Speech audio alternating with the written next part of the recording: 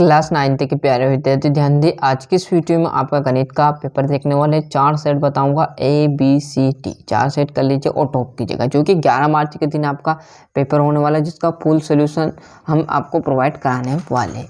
Hindi medium हो English medium कोई दिक्कत नहीं, दोनों का सोल्यूशन मैं आपको बताने वाला हूँ। तो जैसे हम यहाँ पर पेज पलटेंगे तो आपके सामने पूरा सोल्यूशन लिखा हुआ आ जाएगा मैथ्स का, है ना।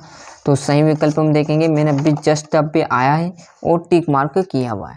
तो देखिएगा, किन्हीं दो अपरिमेय संख्याओं का गुणनफल होता है, तो कभी परिमेय संख्या कभी अपरिमेय संख्या, मतलब दोनों हो सकता है, कभी तो परिमेय हो सकती है और कभी अपरिमेय संख्या हो सकती है ना। किसी वास्तविक संख्या का निरपेक्षण मान सदैव होता है तो धन होता है, और शून्य बहुपद की घात होती है तो अपरिभाषित है ना। कभी भी शून्य बहुपद की घात कभी भी नहीं हो सकती। क्लियर है? तो जीरो नहीं कहता, अपरिभाषित मतलब परिभाषित नहीं कर सकते उसे। क्लियर है?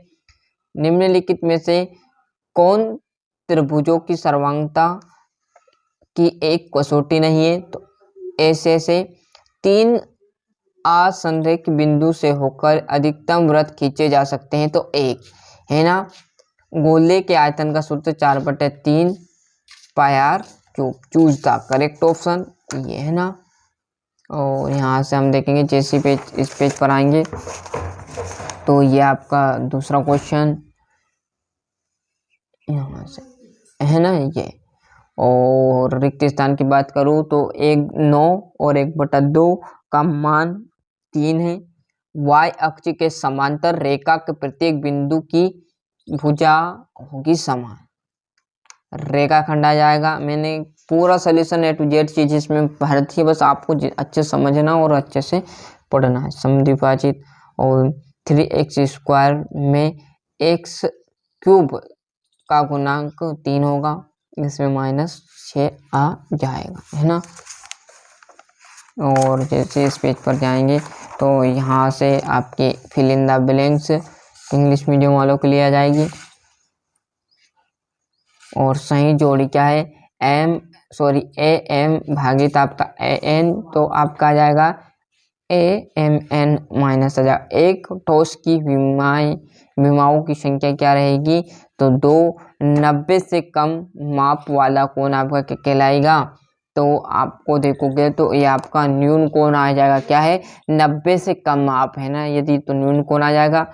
और प्रत्येक वर्ग अंतराल की न्यूनतम सीमा आपकी निम्न वर्ग सीमा कहलाएगी, है ना।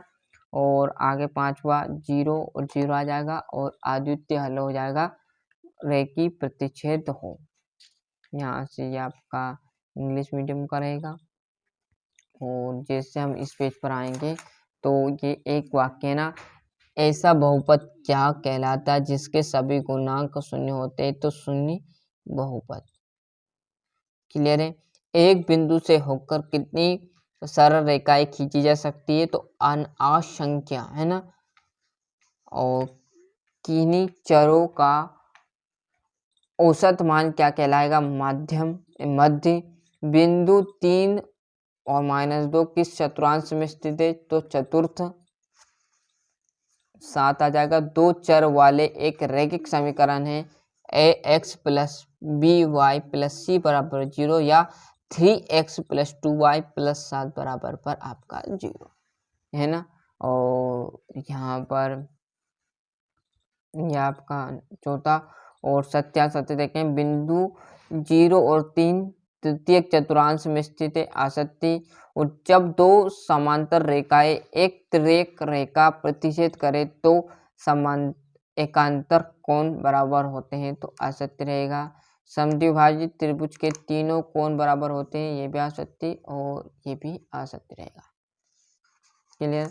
और जैसे हम यहाँ पर देखेंगे तो वृत्त की समान जीवाई केंद्र पर समान कोण अंतरित करती है शक्ति। एक त्रिभुज का क्षेत्रफल आधार इंटू शीर्षलंब होता है, तो आवश्यक रहेगा, है ना। यहाँ पर देखेंगे तो ये आपका इंग्लिश मीडियम वाले। और छठे क्वेश्चन से आपका 2 नंबर का क्लियर। यदि यहाँ पर सोल्यूशन प्रोवाइड होगा तो वो आपको बहुत जल्दी बता दूंगा, नहीं तो आप समझ सकते हो मैथ से यदि एक भी सवाल आपको बताएंगे तो आपकी परीक्षा हट जाएगी, जब तक आपके 23 क्वेश्चन नहीं हो पाएंगे। क्लियर है? समझ रहे हो। तो इससे बेटर ये है कि आपने जहाँ से कंप्लीट किया वहाँ से इन क्वेश्चनों को अच्छे से कंप्लीट कर लेना, प्रिंट एंड नोट्स हो तो ये, और ऐसा होगा तो मैं इसका सोल्यूशन भी आपको बहुत जल्दी प्रोवाइड करा दूंगा। एक क्वालिटी लो हो तो क्वालिटी बढ़ा लीजिएगा, है ना। ये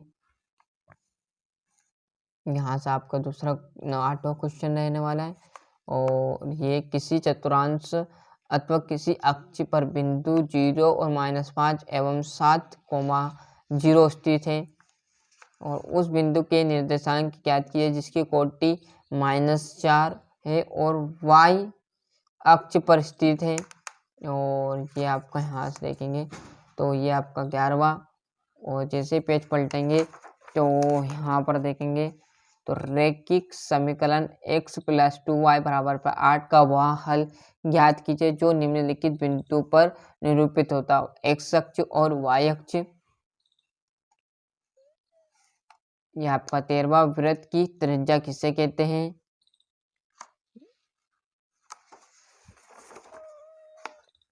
ये आपका 14वां क्वेश्चन। मेहनत करना आपका आता है, बाकी बताना हमारे हाथों में। जितने अच्छे से आप मेहनत कर लोगे उतने अच्छे अंक आप ला पाओगे, है ना।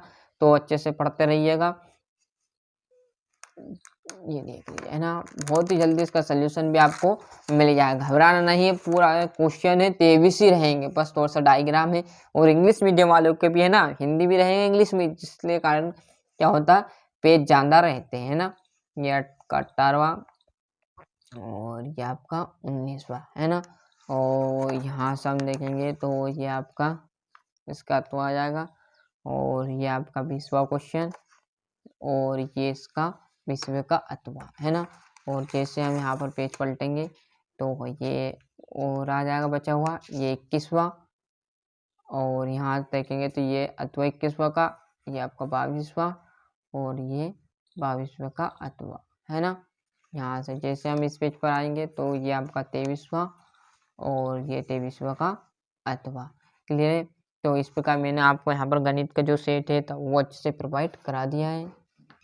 और अभी तक आपने चैनल को सब्सक्राइब नहीं किया तो फटाफट चैनल सब्सक्राइब कर लीजिए, साथ ही साथ नोटिफिकेशन ऑन करते चलिएगा। ये हमारा गणित का सेट ए था। ऐसे ही कुछ और सेट मेरे पास प्रोवाइड हुए हैं तो वो भी आपको इस चैनल पर मैं अपलोड कर दूँ, जिससे आपको बहुत मदद मिलेगी। और